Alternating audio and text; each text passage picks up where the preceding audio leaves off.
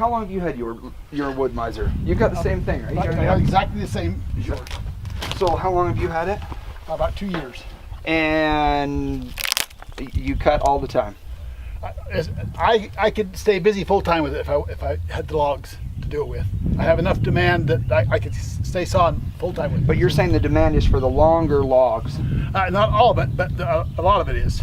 They're specialty cuts. Like I have a customer that I set that does all pole barn buildings. Yep. That he does double trusses together, and he has to have those a board cut that matches his the width treated of the 6x6s. Oh. So that he has to have exactly the right width in there, so those trusses slide down over top of that 6x6. Right. So custom cuts. Custom cuts and long beams. So I have 3 boxes of blades, and I haven't changed the first one yet. Okay. I've been really impressed with them. I have a sharpener, but I don't have it set up yet. Make sure you keep water in your thing and keep your water on it when you run it, because if you don't, it gets hot, and where they weld that belt blade together, they'll separate on you. Really? Well, I've been running water and keeping the water on it just to keep it cool. I thought it was to lubricate the cut, but you're saying it's to keep the blade cool. Yes. I had my son-in-laws run it, and they didn't keep the jug full of water, and it ran out, and where they weld this band together, it separates. It gets hot, and it comes right apart in here in the middle. Well, I've always kept the water on it because it seemed to cut better when I ran the water. But keeping it cool, that makes sense. What do you think about like a planer head? Do you see any value in that?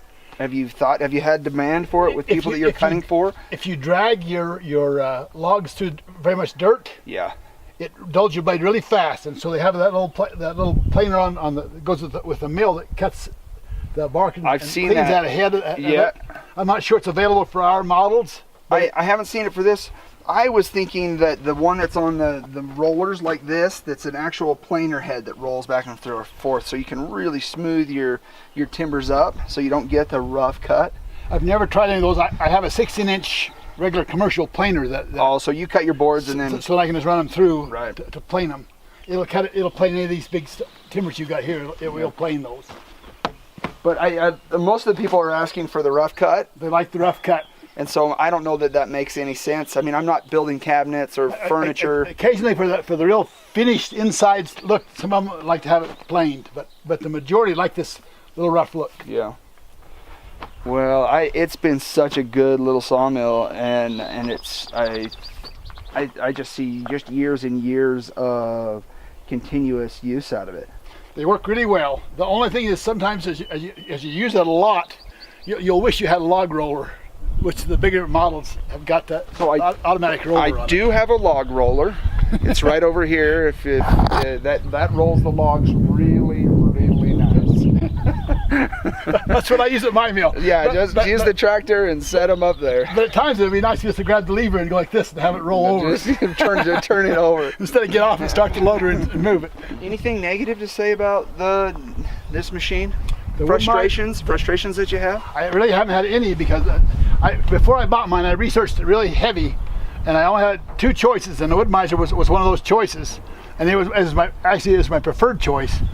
And when I found one, this model, at a good price, I just jumped on it. And it has a diesel motor in it, and it has. You got that? See, I'm running gas, and you got diesel. I would prefer that, especially where we've got so much diesel equipment around here. But the gas motor seems to run they're just fine. Yes. What did you end up having to pay for yours? We paid $6,000 for ours. Yeah, that's our smoking deal for a diesel motor. We had to go clear up in the upper end of Montana to get it, but it was really a smoking deal, and it has a 25-foot cut on it.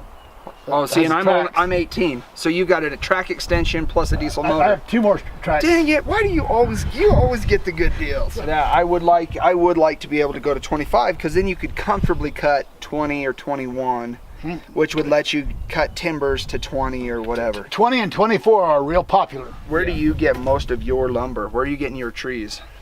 I cheat, because we have 520 acres of virgin forest that my grandfather bought. So you're getting off your own land. So I get mine off our own land. Again, you always get the good deals. That's the basic reason why I bought my mill, is because we had a lot of trees and I was hiring it sawed. Yeah. And so I just but it's in a family trust, and at any time that could go. So I don't know. I've been trying to cultivate other avenues of trying to find different wood. ways. The only way I'm getting it is doing construction projects on these cabins, and then they ask us to to clear the lot, and then I get to bring the trees home. And I've got quite a few. Pretty good pile there. Yeah, but I think if I got serious about cutting, I'd burn through that pile pretty quick. There's guys that bring them in by the semi-load. So you can get them. I've been talking to Wilmore down there in St. Anthony. Wilmore Lumber. Wilmore is the sawmill down there, and they've got some contracts with the Forest Service. And I was going to get with them and say, guys, what would it cost to deliver me a truckload? There's some guys that deliver firewood that brings it up out of southern Utah that does it cheaper, and you probably can get a better deal with them guys than you can. No kidding. Even from these guys that are working right across the street. Holy cow! Because Wilmores have their own sawmill, and they don't want to like the competition. Yeah. So, you're going to pay premium for their logs, right? But we'll have to get with you and see who those guys out of southern Utah are. What are you finding? Are you charging? Is it just board foot? And what are you charging a board foot? I charge by the board foot, but mostly what I've done for commercial sawing is they bring their own logs in, and I have just sawed their logs. Right. So they pay me by a board foot. But it's just a cut price because they're providing the lumber. They provide their own logs, and I just give me a comparison. If I bring you a tree, what do you charge a board foot? And then if you supply the lumber, the trees, what's the board foot cost? Usually when I supply the tree, I call BMC and ask them what it would cost for that same log. Yep. And then I give them a little less.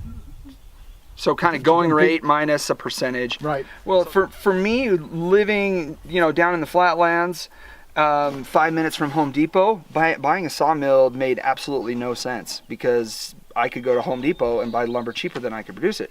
But out here in this environment, having access to the trees and it being so far from another lumber source where I can get boards, this thing just keeps paying for itself over and over again, saving me the travel and the time, and giving me the convenience to make those custom cuts, like you said, for whatever I might need here on projects around the house. Also, you're going to see an increase in lumber prices because the President of the United States just got in a big fight with Canada over the embargo they put on milk, and so he put an embargo on their lumber, where we get the majority of our lumber comes out of Canada. Well, I've noticed it as I've been bidding houses and cabins for this summer that I had $12 a sheet for 4x8 half-inch OSB panels, and they're up around $15 now, and it's killing me. I'm having to go back to owners and say, I need to change my bid. Having that sawmill and being able to cut my own boards is making me a lot of money. More than anything, it's the convenience of having what I need when I need it, where I'm in a situation that's going to cost me 2 hours to go somewhere and get something. The convenience for me was that we did a lot of log homes. Yeah. And so I was always hauling a log somewhere to try to get a custom cut to a certain custom side to fit into a certain spot. Yeah. Either flattened on one side or flattened on the other side. And I always was on my wish list for a long time to have my own that I could just be able to go in and do it and take it back to the job. Yeah. You have to want to watch, so if you can cut, like if you need some 2x6s. Yeah. Then you can cut here and then bring this to 5.5 inches, and then cut your 5.5 inch pieces off by having and save this piece as a 3x12 or a 2x12. Your heavy demand is in 2x8s, 2x6s, and 2x4s. Okay. So 4, 6, 8. Mm-hmm. That's where that's why is it when you say, are we going full dimensional, like a full 2 inches, or we're actually dimensional lumber 1.5 by 3.5 inches? I cut them 1.5 by 3.5 and replace that a regular stud with my cut, because they're accurate enough that I don't have to plane them.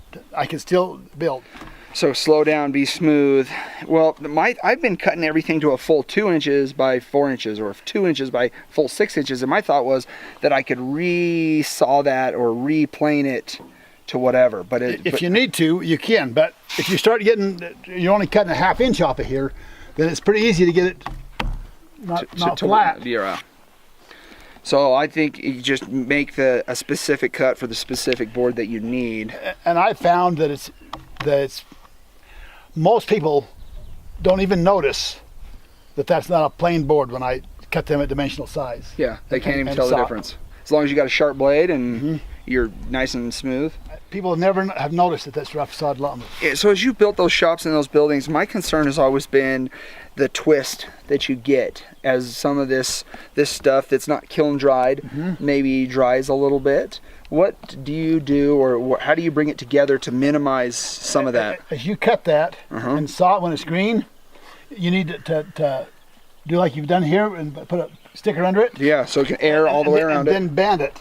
Oh, Then it'll hold. okay. So that it's in the pile, it doesn't So if you cup or you twist. stick it, then it's banded. Then as it dries, then it stays straight. Wider than that, but that's all wider I can run through.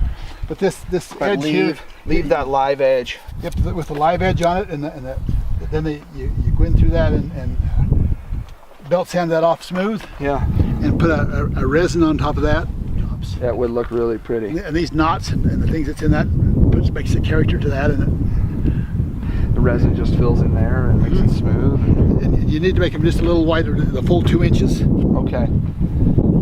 For countertops, go thicker. It helps keep from your warping so much. Get for the cupping that we're getting.